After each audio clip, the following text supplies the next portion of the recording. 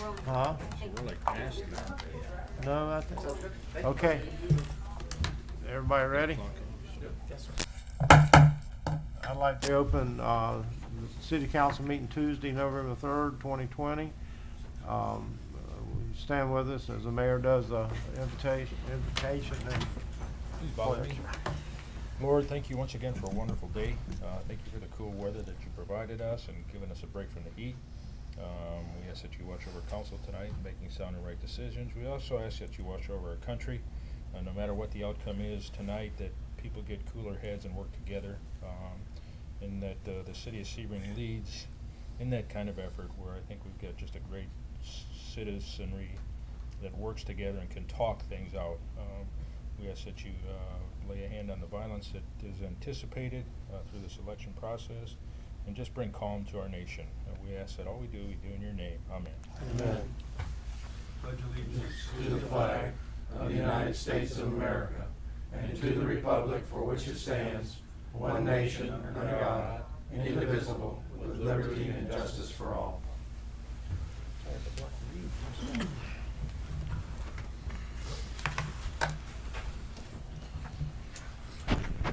Kathy, will you call the roll, please?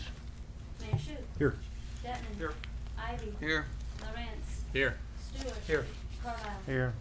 If there's anyone in the audience that's not on the agenda tonight, if you would like to be, speak to us. You see Clerk Haley, she will take care of you. Mayor's report. Just the only couple reports I have is the Grand Fondo New York bike race. If you guys were here in town for that, awesome event.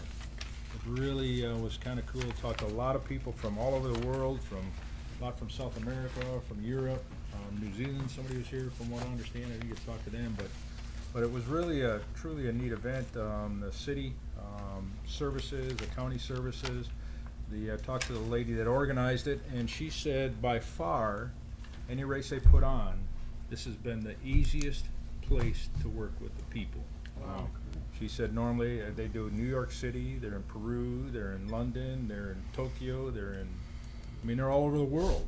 And we are one of 3 sites in the U.S., New York, Santa Fe, and us, that they hold these races at. I think they had over 800 entries, but paid entries. A lot of them couldn't come, but they had 650 racers or something like that, roughly. 57, Pardon? 650, I think it was 657. 650, yeah. So, but it was really, talked to a lot of the people. They were just happy as a pig in a poke with Highlands County. They loved the ride. They said it was beautiful to see cows and oranges. Now these are talking guys coming from New Jersey and New York, so you don't see a lot of cows and oranges in New York City. But kudos to Casey Hart and the TDC, and then Christy and CRA for stepping up and sponsoring this thing. It was truly a neat event. And the last thing today, I was able to do 2 proclamations for 2 ladies at the Palms, both 105 years old. Wow. Sissy Lee and Elizabeth Harbison, yeah, something like that. Anyways, but 105. Sissy Lee is in independent living. Wow. Independent living, and they both were sharp. You know, bodies were failing a little bit, but kind of reminded me of Jim back there, Pollard. Still sharp as a tack. He's only 110. But it was really kind of cool that they had a birthday party. Everybody was 6 feet apart with masks on, and they had the fire truck showed up. Thanks to Bobby and his crew for sending that. And then we had some sheriff's cars and a bunch of cars that did a little drive-by parade for them. So it was really, but 105 years old. They said they're just a few years short of how old Sebring is. So I've seen a lot. In 1915 they were born. That's awesome. Still kicking. That's all I had. Thank you. The councilman's report. Nothing. Mr. Detman, Yes. you got a report? No, sir. Okay, no report. Okay, we have a consent agenda. I would entertain a motion. Make a motion, we approve the consent agenda as presented. Second. Okay, we have a motion and a second on the consent agenda. Anyone want to make a comment? Up here? All aboard. Detman. Yes. Ivy. Yes. Lorenz. Yes. Stewart. Yes. Ledge. Yes. We have no old business. We have no new business. We have no business from the audience. So our main person tonight is our attorney. And we're going to 12A, ordinance vacating a portion of road right-of-way in Crutchfield property, first reading. We'll read the title of the ordinance first, if I may. Yes, you may. The proposed ordinance is an ordinance vacating that portion of Lake Drive lying west of Lucerne Drive, lying in the northerly portion of lots 9, 10, 11, and 12, block 142, Weston Knoll subdivision, and that portion of an unnamed roadway lying in the northerly portion of lot 27, Dinner Lake suburb, all lying in section 20, township 34 south, range 29 east, Highlands County, Florida, establishing an effective date. This is a portion of what would be Lake Drive around Dinner Lake. Mr. Cliff Abels is here. You may recall they started this process in the county, so they've actually sent letters to all the utility providers. The only utility that is in the right-of-way, Duke Maben, and you've taken care of that one. Yes, sir. The city of Sebring. Yes, sir. The city of Sebring has a sewer line that I was just speaking with Mr. Abels about how we can resolve that basically the same way with an easement in favor of the city, so the city can access and maintain that line. So you have, if you approve it on first reading, you'll schedule it for second and final on for November 17, and the things here in the middle will get done between now and then. Okay, so the easement we need will be taken care of. Yes, sir. We would take care of that before we may have to move the thing, but this is not that hard to get done. Okay.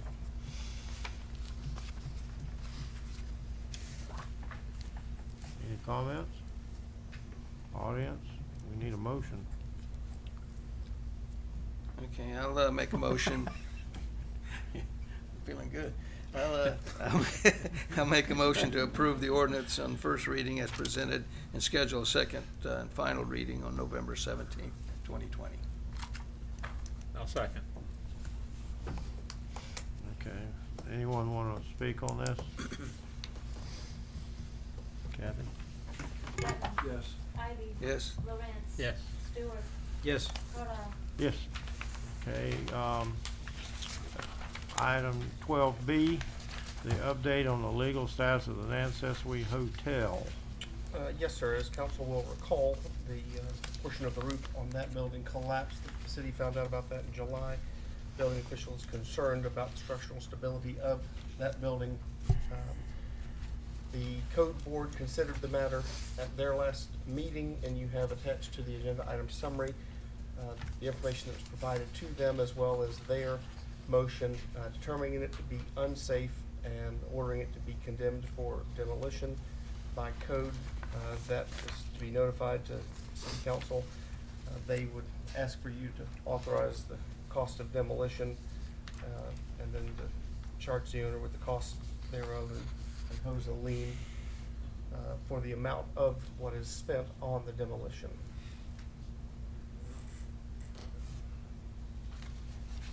Okay, And you'll see the next agenda item summary right, would accomplish hiring somebody to demolish it. okay. Your building official is concerned about letting it stand much longer. Oh, yeah. Does anyone want to make comments on? If not, we'll move on. We don't need a motion. Okay. 12C, Nancesui Hotel demolition and resolution number 2020-42 authorizing budget amendment number 15 for demolition cost. Mr. Swain and Mr. Griffin. Okay, so in order, Mr. Griffin, if you can make your way up, please, sir. To accomplish the demolition, it's a two-part. You have to have a demolition contractor and an abatement contractor. And the demolition contractor, you see the numbers here, BG Group. The note here in the AIS is been determined to be the most responsive because they assume the liability for any damage done while they are demolishing it. Their contract is included. One portion of that I'd like some flexibility to work with them on is that it has that the city will convey the BG Group all rights to the contents of the building, and we don't own it. We don't own the contents, so we can't convey those out. I'm sure we can work with them to get some agreeable language. My guess is they just want to know that when they throw it away, they don't find a claim for throwing out the family diamonds or something of that sort. I'm And not- so I will let Yeah. Mr. Griffin explain the abatement contractor portion of that, so. Certainly. Mr. Collins had an abatement contractor that he was working with, Elizabethan Contracting, and they had provided an initial quote of around $180,000. However, their quote was qualified, stating that they didn't want to accept responsibility for the adjacent properties, and up to and including the sidewalk in the building to the south. We received an updated quote probably a half hour before the meeting, which we provided. It's a revised quote that does accept responsibility for those items, and it is $275,000, so it went from $180,000 to $275,000. The other, we received two more quotes, one from Rob Core, which is a local demolition contractor that came in at $405,000, and the low bidder, the lowest responsive bidder, and I say responsive because they're willing to assume liability for the adjoining properties. In other words, they're gonna do a proper demolition on it. It was $186,000 and change, and that's from the BG Group. In addition to that, there's asbestos abatement. Correct. And this is a little more trickier, a little more tricky situation because the abatement had already started under Mr. Collins' watch. EE&G was the contractor that he had hired to do the work. Their total their total abatement package was a little over $60,000, and they've done roughly just shy of $20,000 worth of work to date. We requested a second bid from Prism, which we received, which is in total, depending on the number of days it takes for them to do the air quality monitoring on site, it's gonna be in the neighborhood of $40,000. EE&G has already, as I said, has already performed $20,000 worth of work, so the balance that they have remaining is roughly $40,000. So it's the council's pleasure how they wish to proceed. I don't have a recommendation one way or another. I think they're both qualified, they're both licensed, insured abatement contractors. There's also a note in here that that $20,000 has not been paid, that they have done work on. That is correct. It's my understanding it hasn't been paid. So what happens with that? And I'm gonna ask Bob that. We are encouraging the owner to pay that. And if he doesn't. If he doesn't, the workman would have a claim against the owner for having done that work, would also have potential claim for a construction lien on the building of the real property. So that presents a problem to us, no matter which of these two we go with. Would that be correct? Not an insurmountable problem. Okay, well, $20,000 would take care of it, I'm sure, but is there any other way that we don't have to pay that $20,000? If we foreclose, the city's liens predate the potential contractor's lien, and therefore it would get knocked out in a foreclosure lawsuit. Okay. Are there any other liens or title issues that we need to be worried about in terms of us being superior on our liens? The city has two code enforcement liens. There was a 2007 mortgage that I received a copy today of a signed release of mortgage of that. The original's supposed to come to me in the mail. Haven't gotten that yet, but that should resolve the only other. So our lien should be superior to Yes, sir. anyone, okay. B&G Group, if I could say so. I was looking at what they offer here. They have a lot of exclusions at the bottom of their presentation. I may not have kept up with that looking at it, but you see that, it starts with permit fees, asbestos survey, all that. So I can go through those line by line if you'd like. Well, I just, we're paying that much money and we have a lot of exclusions, somebody's gonna have to do these things or absorb the cost of these items. And I don't know if that makes them competitive after you figure out. Am I So- looking at it correct, I guess? I'm Well, saying. it's probably best for me to go item by item. Permit fees, the city would typically waive permit fees on projects that are ours. The asbestos survey has already been completed. The asbestos or lead abatement, we've discussed those, the recent.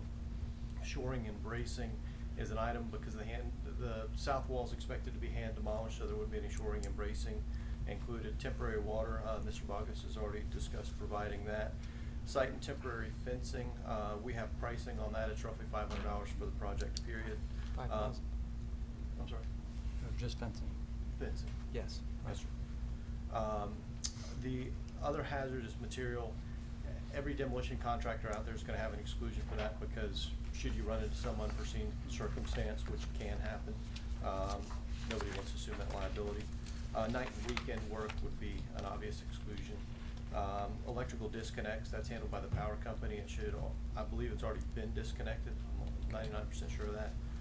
Backfilling, they're gonna provide rough grading of the area. There's no reason to backfill at this point, so long as we have a smooth transition from the sidewalk. Seating and sodding, we've received quotes for that, and it's approximately $4,500. Underground utilities and irrigation lines. My understanding is, we've talked with Sebring Gas, they have an underground line there that they would disconnect, and our sewer and water department would take care of the other two items, it's the sanitary and potable water. Owner salvage, again, if, we've discussed that, and then trees, landscape, and plant material, that's not there. Yeah. Any other? On the night and weekend, who determines that? So we've provided them with a proposed timeline. Basically, we had an end date in mind of being completed so that the sod could be in place by December 3rd, which is the night of the Christmas parade.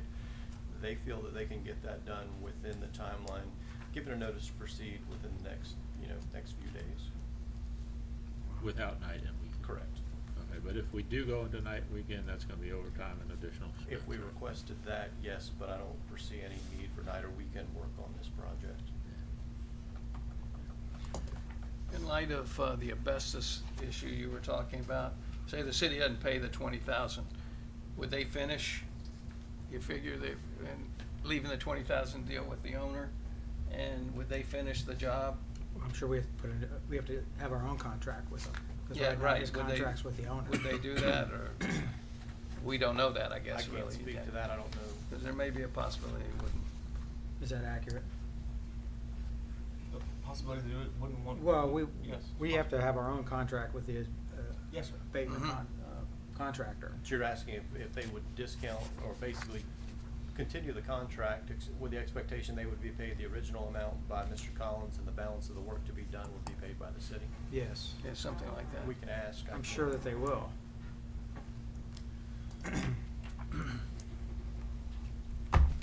It's not our responsibility at this point. It's Mr. Collins' responsibility. Yeah, absolutely. And our intention with this is to foreclose at the end so we can get our money back. Right. As Mr. Collins is probably not gonna pay this, would that be the assumption? You're not gonna get your money back, you're getting a lot free and clear. Yeah, right. That's one option. There may be a way that the city can obtain title faster and for less money than spending on a foreclosure. That gets you to the same place that a foreclosure would. And if that's the case, we bring that to you, but yes, And foreclosure may be the only option. I have this question, I had to ask it. The CRA is out of this right now then. You were originally looking at this, and you're out of it altogether. At the moment, we are out of it. The situation is fluid. Does that fluidity come with dollar signs? I just wondered, help us out here? But, okay, I just was curious about that, all right. So, doing my math here, we're gonna have $226,000, $230,000 with sod in this project, to get this thing removed. Does that sound about right? Sounds about right. And we're gonna have an empty lot. And this is, you all do this about, 3, 4, 5 times a year, just on a much smaller scale. Right. Yeah. you don't occasionally have one above 10,000, and this obviously greatly. This is exceeds that. obviously a pretty desirable lot. That does not include foreclosure costs, but yeah. No, it don't. Okay, that's, add another 10,000 then, right? So Give or we end take. up with a vacant lot downtown. I think you have to look at this as a public safety. Yeah, I know you do. Yeah, Yeah. absolutely. You would never spend this money to obtain a vacant downtown lot.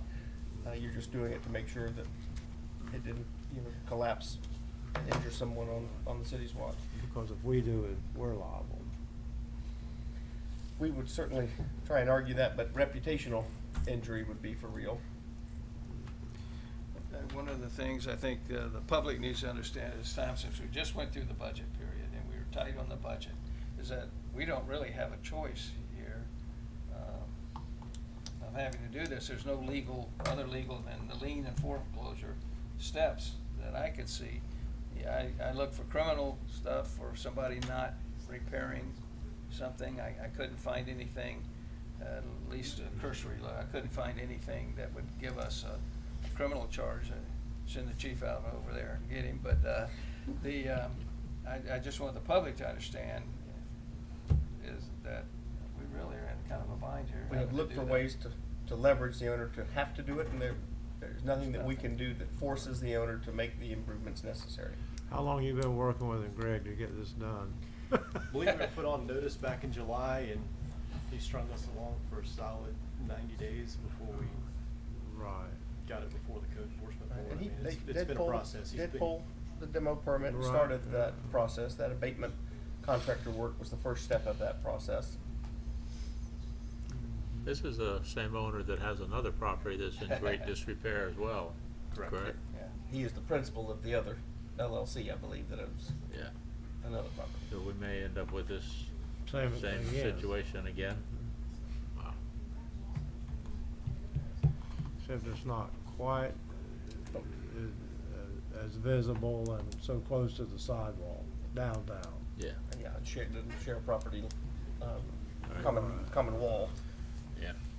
Little easier, but still it's money. Well, what's your pleasure? Mr. Carl, Carla? Yes, sir. I think it's important just to dovetail what Mr. Ivy had said, the general public needs to know why. That's the big question. Why won't Mr. Collins, who's the owner of that property, demolish it after it had been declared an unsafe property? What is the purpose, or what was his reasoning? General public wants to know that. What he has communicated to me is he doesn't have any more money to put into the project. Nice, so he can buy the properties, but he can't improve them and he can't demolish them. Okay. Called carpetbagging. I realize that's not a good reason, but I mean, that's I the know one he that's all- provided to me. That's quick and to the point, but I mean, the general public needs to understand that, because that's not something it's a shame that has to fall onto the taxpayers and to us up here. They need to know that. But we have no control over that. Yeah. Over him being able to buy it and him not do anything until it I comes. understand. I'm just glad Mr. Collins isn't here tonight, because I had a few words for him.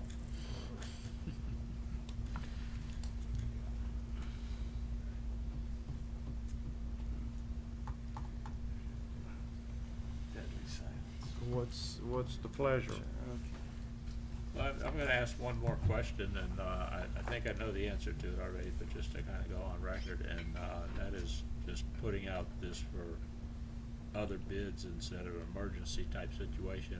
This is just in too great a disrepair for us to sit on this for a while. Would that be correct? So there's a substantial collapse, a full 3-story collapse in the northeast tower. It's basically an H-shaped building, and that's the tower that's adjacent to Ridgewood Drive.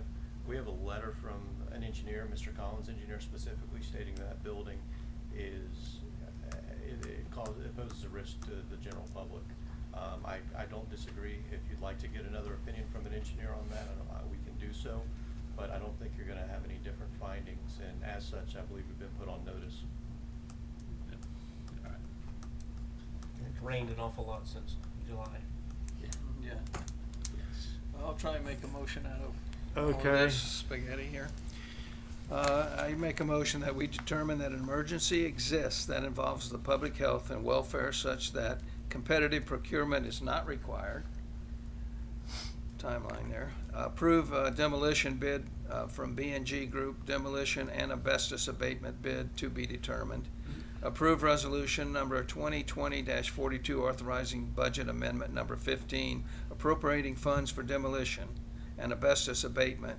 And 3, instruct the city attorney to impose a lien on the property for actual costs incurred. That was good. So- I can read. How do you want us to determine which abatement contractor to go forward with? Well, I think we should let the guy that started finish. yeah, I I'm think sorry, if what he'll did you do say? it. I'm sorry. I feel as though EE&G, since they started the project, should be the one finishing the abatement. I agree. You don't have one guy blaming another guy if something goes wrong. Right. Another company, I should say. As long as they fully understand that we're not liable for that first 20,000. But that's contractual with him, so we're not liable for it. It doesn't mean we're not we may pay for it, but we're not liable for it. So just so I'm clear, you'd like us to pursue a separate contract For the balance, specific to the balance? Can we correct. do that? And if they decide hypothetically that they do not want to proceed, Then we'll move on. Go to the other one. Yeah. okay, and can that be part of the motion so we can do it without coming back? There's the motion, guy. Yeah. Can we change from TBD to EEG? Sure, you Yes. can change it to EEG, and it would be, assuming they agree. If they don't agree, we'll move on to the next bidder. That's the motion. Okay. That was in your Yeah, motion, you can right? amend, yes. That was in your motion. Yeah, okay, that was my motion. Then you wanna go to TBA prison? translates. Yes, sir. Yes, sir. Anybody want? Second that motion. Thank you. Okay, we got a motion, and a second. Does anyone in the audience want to speak on this? Any more questions up here? Who seconded? I second it. I'm sorry. Yes, sir. He's right there beside you.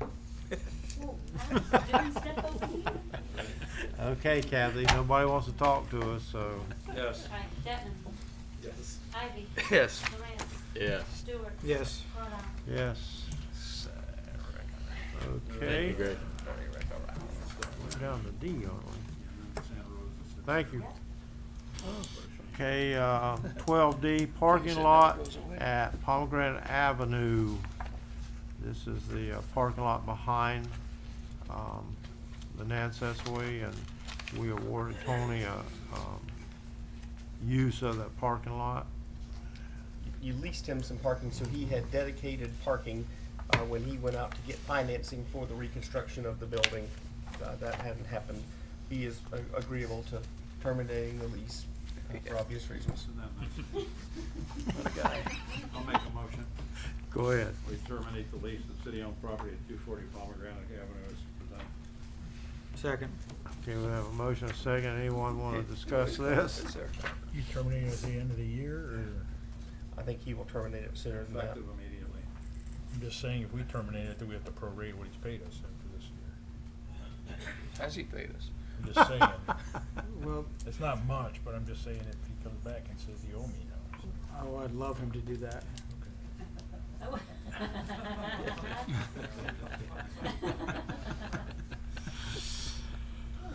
So- As it is. That would be a refund that becomes council, one of the few. I got a feeling nobody wants to talk to us about it, so poll the board, please. Yes. Ivy. Yes. Lawrence. Stewart. Yes. Carlisle. Yes. Okay, last but not least, Ms. Haley. Just making sure, because last time I spoke too quickly. Nobody else has Oh, anything. oh, wait a minute. What about? Does the city administrator have any business? I'm just checking with you. That was my, huh? No, sir. Okay. Okay, now you Now do. I can go. She doesn't have any business. Council needs to approve the payment of bills, please. So moved.